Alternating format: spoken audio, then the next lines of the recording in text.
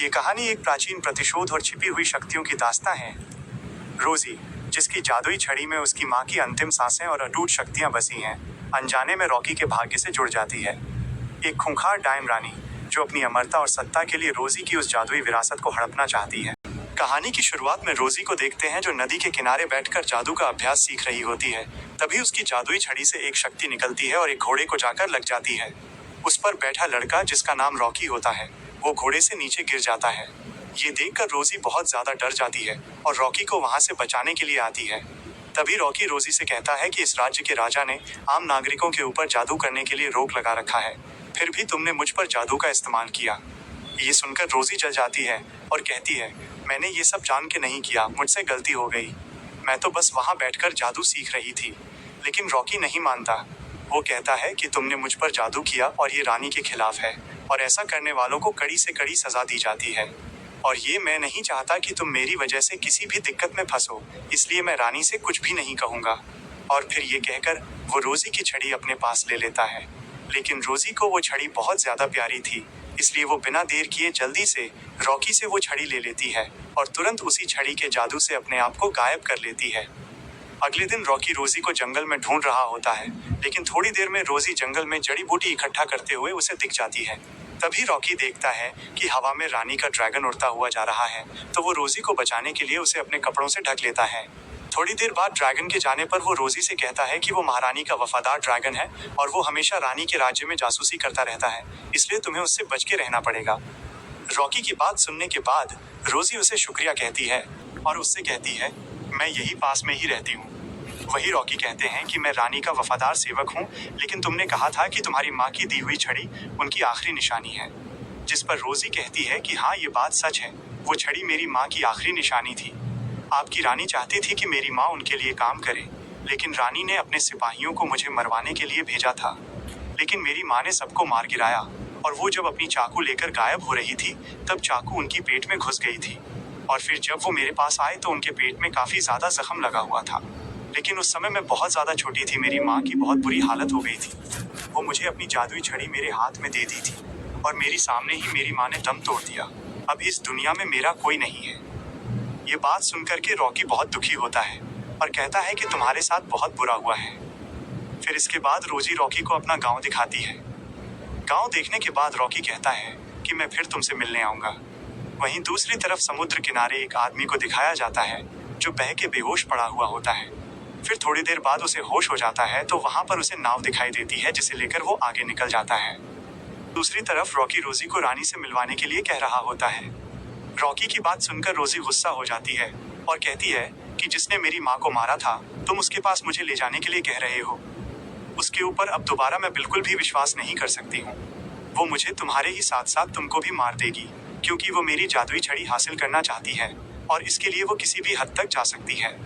वही दूसरी तरफ डायन रानी अपने जादुई गोले में रोजी और रॉकी को देख रही होती है और अपने वफादार ड्रैगन को उसके गांव में भेज करके उसके गांव को पूरी तरह से जला देती है। फिर उसी समय रॉकी और रोजी जब वहां पर आकर देखते हैं तो बहुत ज्यादा दुखी होते हैं, लेकिन वो कुछ भी नहीं कर पाते हैं। फिर अगली सुबह हम देखते हैं कि गांव पूरा राख में बदल चुका है। वहीं रानी की महल में रानी का वफादार आदमी गांव वालों से छीनी हुई किताब को ला करके रानी को देता है और कहता है कि रॉकी रोजी को लेकर जंगल की ओर भाग गया है। रानी उस किताब को पढ़ती है तो उसको वो किताब एक पहेली जैसी लगती है, इसलिए वो बहुत ज्यादा गुस्से में आ जाती है और किताब को फेंक देती है। वो अपने आदमी से कहती है कि उन दोनों को या तो जल्दी से हमारे पास हाजिर करो, नहीं मैं तुम्हें जान से मार दूंगी। गुफा के रहस्य और भूतों का हमला। वहीं दूसरे दिन में रोजी और रॉकी को दिखाया जाता है जो एक आदमी के बताए गए हुए रास्ते की ओर गुफा के अंदर जा रहे होते हैं। तभी एक रानी का जासूस उन्हें देख करके रानी के पास जाता है और बताता है कि हमने उन्हें देखा है और वो पहाड़ियों की तरफ जा रहे थे। तब रानी गुस्से में आ जाती है और कहती है कि तुम्हें उन्हें पकड़ कर लाना होगा, क्योंकि उनके पास जादुई किताब और जादुई छड़ी है। गुफा के अंदर रात को रोजी और रॉकी आग जला करके हाथ देख रहे होते हैं कि तभी वहां पर रानी का खास आदमी आ जाता है, और लेकिन वो रॉकी का बहुत जिगरी यार होता है, इसलिए वो उससे हाथ मिलाता है और दोनों खुश हो जाते हैं। रॉकी अपने दोस्त कहता है कि तुम तो उस डायन रानी के यहाँ से जादुई नक्शा लाने गए थे।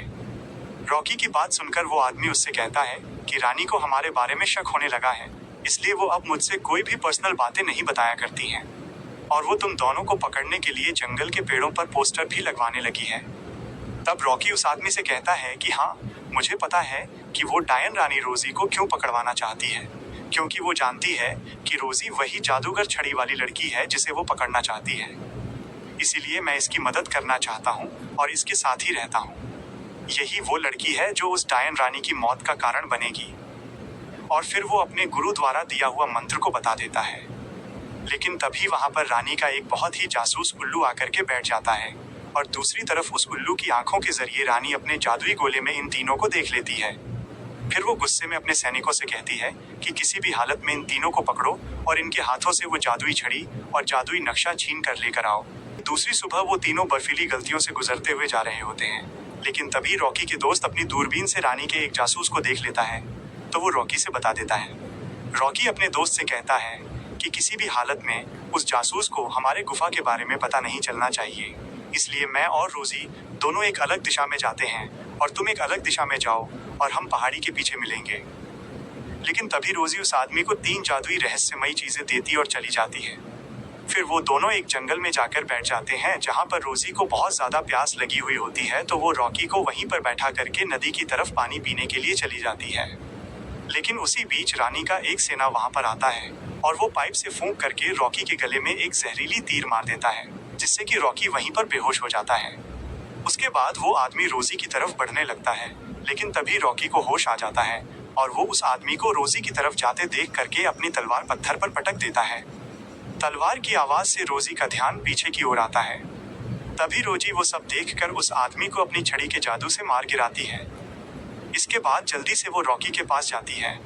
रॉकी बेहोश होता है, लेकिन अभी जहर पूरी तरह से उसके शरीर में नहीं फैला हुआ होता है, इसलिए रोजी अपनी जादुई छड़ी के जरिए रॉकी के अंदर के जहर को बड़ी आसानी से निकाल देती है। वहीं दूसरी तरफ रॉकी के दोस्त को दिखाया जाता है, जो गुफा के अंदर जाता है, जहां पर उसे एक मरे हुए आदमी का कंकाल दिखाई देता है, जिसके हाथों में राजा की बहुत कीमती अंगूठी और एक चश्मा भी होता है। रॉकी का दोस्त अंगूठी और चश्मा लेकर के गुफा के अंदर बढ़ता है, लेकिन तभी उसे वहां पर एक और कंकाल दिखाई देता है, जिसके हाथों में एक थैली होती है जिसमें कुछ चाबी रखी हुई होती है। तो रॉकी का दोस्त चाबी तो निकाल लेता है, तभी गुफा के सारे भूत वहां से निकलकर रॉकी के दोस्त के ऊपर हमला करने लगते हैं। रॉकी का दोस्त उन भूतों से बचने के लिए भागने लगता है, लेकिन जब वो राक्षस रॉकी के दोस्त का पीछा नहीं छोड़ते हैं, तो वह उस चश्मे को पहन लेता है और रोजी द्वारा दी गई जादुई गोलियों को जमीन पर पटकता है, जिससे की वजह से वहां पर बहुत ज्यादा खतरनाक धमाका होता है और उसके धुएं से वहां के सारे नेगेटिव शक्तियां भाग जाती हैं। लेकिन तभी दूसरी तरफ रॉकी और रोजी गुफा के दूसरी तरफ पहुंच जाते हैं, जहां पर रॉकी रोजी को वहीं पर रोक करके गुफा के अंदर जाता है।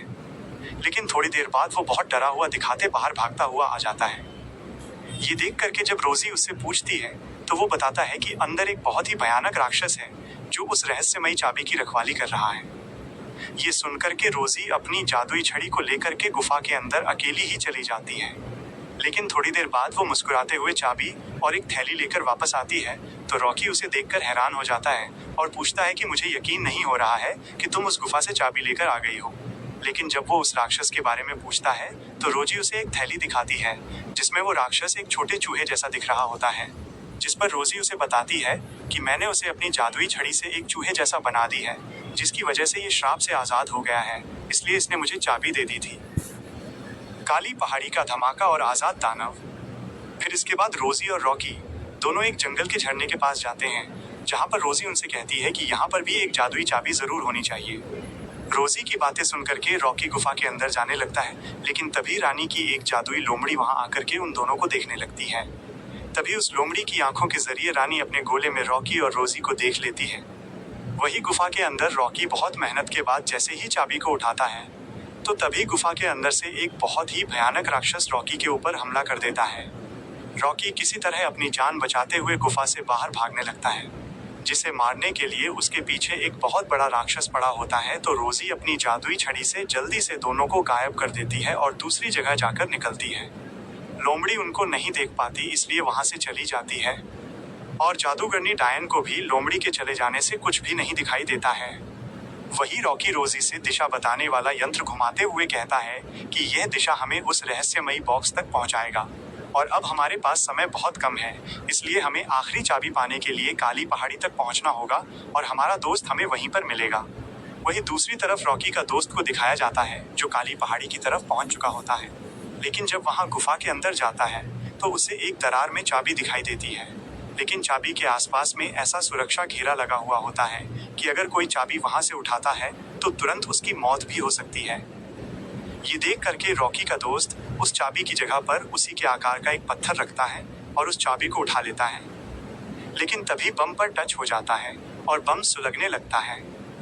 ये देख करके रॉकी का दोस्त जल्दी से गुफा के बाहर भागने लगता है, लेकिन तभी उसी दौरान गुफा के अंदर बहुत जोरों से धमाका होता है। लेकिन जो पहले रॉकी का दोस्त गुफा से बाहर निकल चुका होता है और वो बच जाता है, जिसे देखकर रॉकी और रोजी बहुत खुश होते हैं।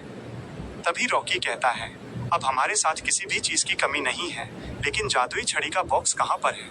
तभी रॉकी का दोस्त उससे बताता है कि उस दिशा सूचक के अनुसार वो जादुई बॉक्स किसी दूसरी पहाड़ी की गुफा में है। तब रोजी उसे बताती है कि मुझे आभास हो रहा है कि उस डायन रानी ने उस जगह पर अपनी सेना लगाकर रखी हुई है, इसलिए हमें बहुत ही संभल कर चलना होगा। फिर उसके बाद रॉकी और रोजी दोनों उस जादुई चाबी वाली पहाड़ी के पास पहुंच जाते हैं। फिर उसके बाद वो उस पहाड़ी पर चढ़ने लगते हैं, लेकिन पहाड़ी बहुत ऊंची होती है, इसलिए रोजी अपने थैली के राक्षस को वापस उसके आकार में ला देती है और उसे उस ऊंची पहाड़ी पर चढ़ाने के लिए कहती है। जिसकी बात सुनकर वो दानव इन दोनों को पहाड़ पर चढ़ा देता है। जिसके बाद रोजी खुश होकर के दानव से कहती है कि अब तुम आजाद हो गए हो और अब जा सकते हो।